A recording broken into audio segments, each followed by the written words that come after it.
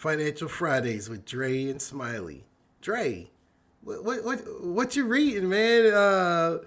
First episode of Financial Fridays, and let's kick it off. I'm excited. Yes, sir. Yeah. So right now, man, everybody's been talking about, it's interesting. All over the internet, social media, people have different book suggestions and things. And one that has been consistently recommended by different people is Think and Grow Rich by Napoleon Hill. I've just started it, and I'll be honest, man. It's for me. It's a little slow. It's not bad. Again, I just started it. There's some good concepts in here that I can definitely I can appreciate. Have you read this one? Yes, it's. I love What'd you think? Napoleon Hill. I love Think and Grow Rich, but what I try and encourage people to do is pull back the covers on Think and Grow Rich. Napoleon, his genius is really the law of success. So let me tell you the backstory on Napoleon Hill. Napoleon, I haven't even heard about that. the law of success is it's so. I'll start from the back and come forward in the sense that during the 1920s or 30s, early 30s, Napoleon had this course. It was valued at about $450,000 in 1930 dollars. So imagine what that is in today's dollars post the Depression. But what happened was the masses complained that Napoleon had this class that kept the wealthy people wealthy with the laws of success. So everyone complained, and they said, well, you need to make something that we can afford, meaning the masses, the middle class, and that as a byproduct of the Think and Grow, the law of the success, is Think and Grow Rich. So I think it came out in the early 40s or mid 40s, but it's only about 200-page book, whereas the laws of success is 1,800 pages, give or take. And the quick story, because I'm from Pittsburgh, so I'm a Steeler fan. I'm from Pittsburgh. Andrew Carnegie, some people call him Carnegie, he met Napoleon when Napoleon was a young writer for a newspaper. In the first 3 minutes, Andrew was so impressed with Napoleon. Andrew said, I want you to work for me, Napoleon, for 20 years. I want you to study Firestone, Ford, all the great industrialists, and tell me what is the secrets of their success. He says, I'm going to give you, this is Andrew, I'm going to give you letters of introduction. And for the first 2 years, I think it was, I'll pay your expenses. But after that, you're going to work for free. Now, Napoleon says, and he's on the YouTube, he says, how would you, at the time, Andrew Carnegie is like Bill Gates and Zuckerberg or Warren Buffett. He was like the richest dude at the time. He had J.P. Morgan. And Napoleon said, how would you feel if the richest guy on the planet, in the country, said, Dre, I want you to work for me for free for 20 years. It's going to take you 20 years to complete this project, but you're going to work for free. And all I'm going to do... I would say, hell no. Exactly. And then he said, he was a young writer, and he said, here's the richest man in the world asking him to work for free. And he said, you got 60 seconds to tell me your answer. He said, yes, Mr. Carnegie, I'll do this.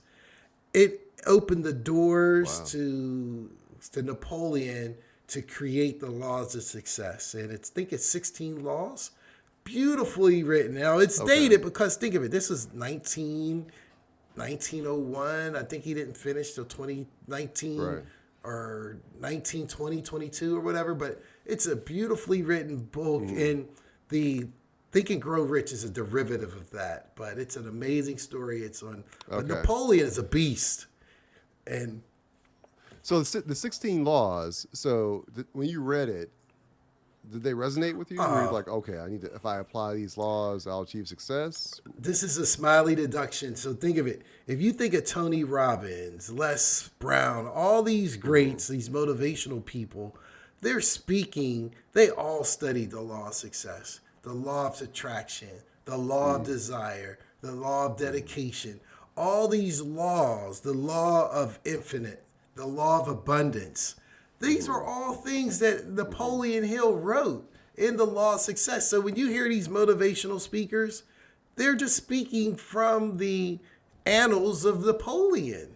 So all these dudes, and I think Tony Robbins, they all reference Napoleon Hill's Laws of Success because it was a de facto standard of how do you get your mindset in order to accomplish greatness. Right. Now remember, he's studying Firestone. He's studying Goodyear. He's studying. I mean, Napoleon. Andrew. Imagine if you had Bill Gates or Buffett, and he's going to introduce you to anybody, any CEO of current era. Just a letter from Warren Buffett gets you access.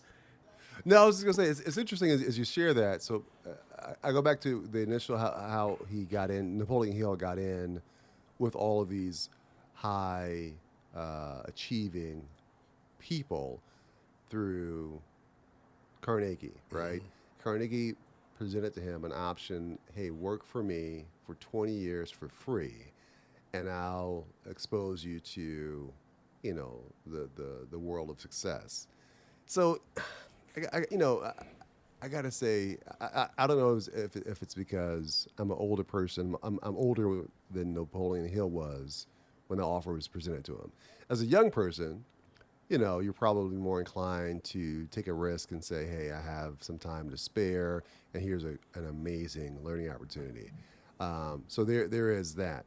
And today's day and age, I don't know that, unfortunately, anyone in the younger generation would even momentarily entertain a proposition like that. Like, say everybody wants stuff yesterday, and that's kind of right. It's kind of unfortunate because when you think about, even with my kids, I try to find ways to teach delayed gratification. It's hard because I myself, I don't know that I would have the patience to spend 20 years. Heck, depending on who it is, I'll say this, depending on who it is and their proven track record, I could probably give them a year or two. A year. 12, I give them 12 months to say, hey, finance me, expose me to your circle of influence, and I can come up with, laws of success. So that says a lot about Napoleon Hill in terms of his wherewithal to do that. But I think of it like this. Think of Napoleon.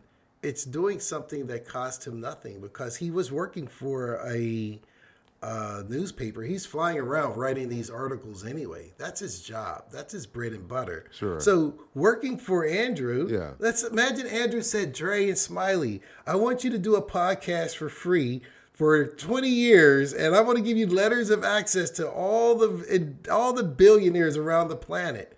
Well, that's not, I'm still going to slaughterhouses. He's just giving me access. And he says, think of it. And he's like, Dre and Smiley, at the end of the 20 years, you got to have at least 1,000 episodes completed.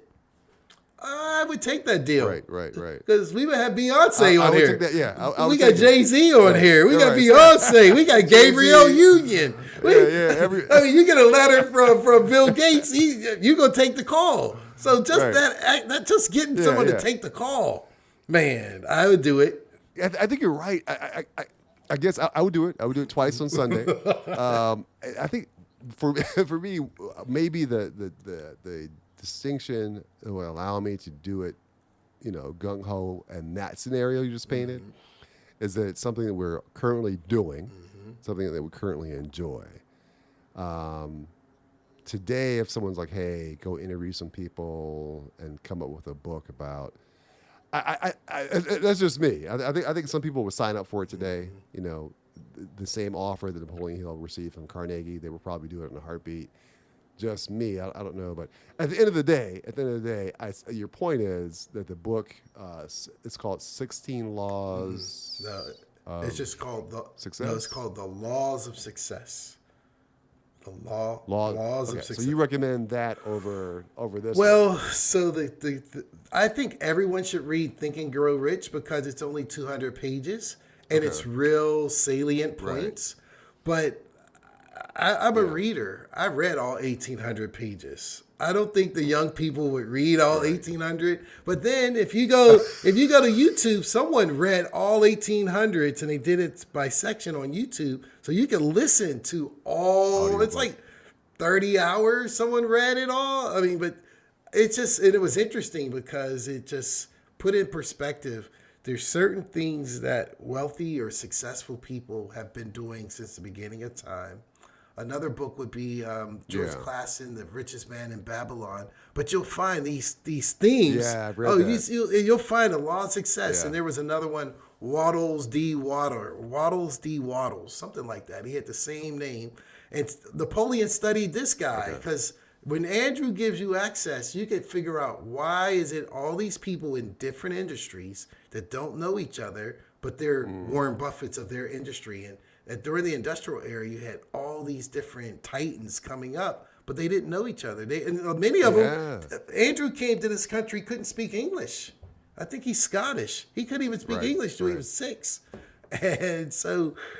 Tell me this, who do you think today would have that type of... There's probably lots of people, but who do you think today would have that type of pull? What one individual comes to mind? And again, there's probably lots of them that has the wealth, the influence, the connections, and the willingness to kind of mentor someone the way that Carnegie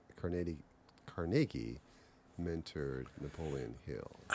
Is there anyone that comes to mind? The reason why I would go to Warren Buffett is because he's pretty neutral. He has, everyone thinks he is the GOAT.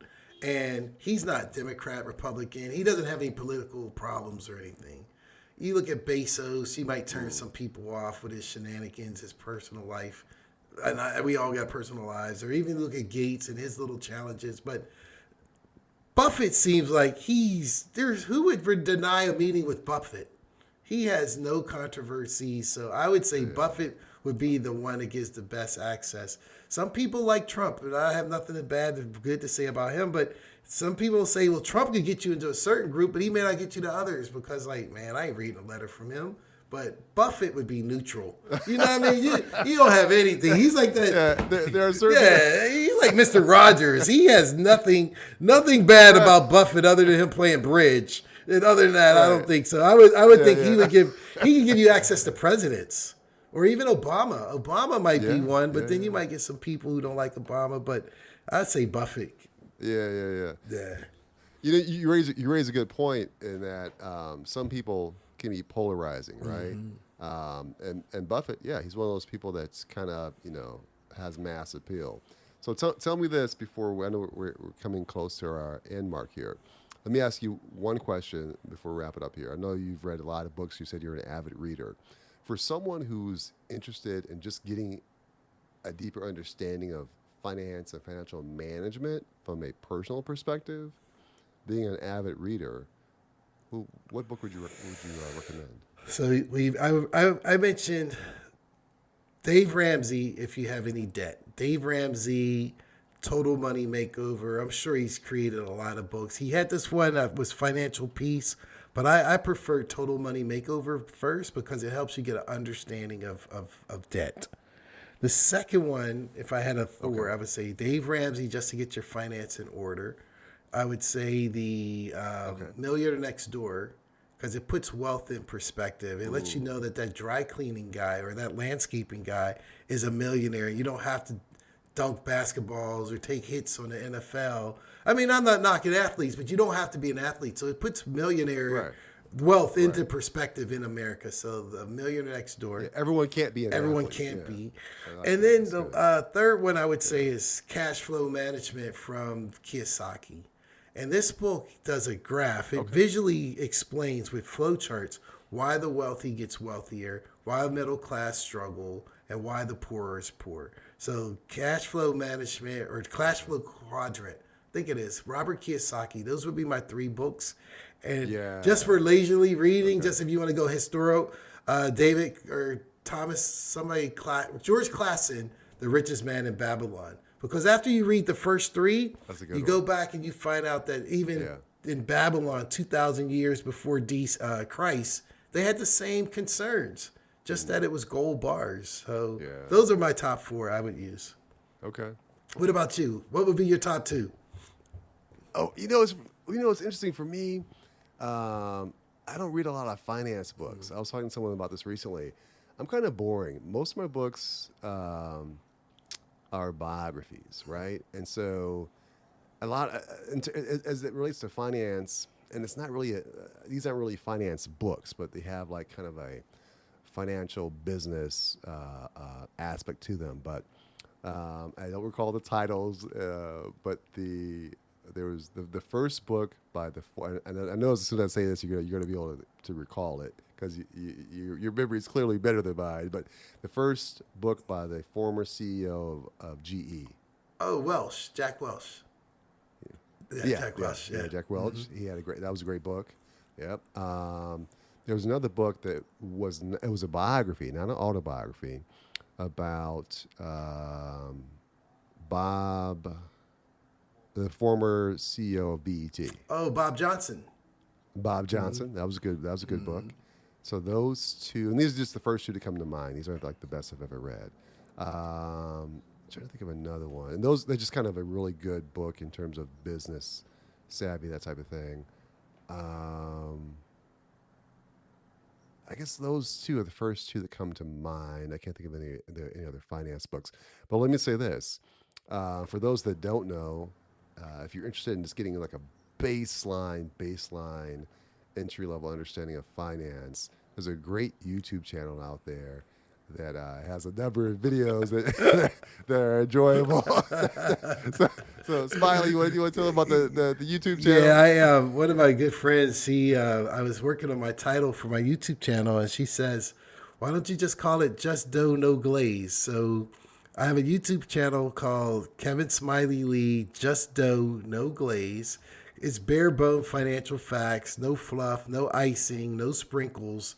It's just I got 99 videos on there, and I got 99 financial videos, and it's just dough, no glaze.